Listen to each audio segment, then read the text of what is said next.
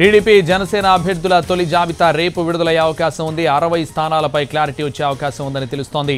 సీట్ల సర్దుబాటు, అభ్యర్థుల ప్రకటనపై పోలిట్ బ్యూరో ఆమోదం తీసుకోనున్నారు చంద్రబాబు. రేపు పార్టీ ముఖ్య నేతలు అందుబాటులో ఉండాలని సూచించారు. చంద్రబాబు, పవన్ కళ్యాణ్ రేపు ఉమ్మడి ప్రెస్ కాన్ఫరెన్స్ నిర్వహించి తొలి జాబితాను విడుదల చేయొచ్చని పార్టీ వర్గాలు చెబుతున్నాయి. మొదటి జాబితాలో 13 ఉమ్మడి జిల్లాల నుంచి ప్రాతినిధ్యం ఉండే అవకాశం ఉంది.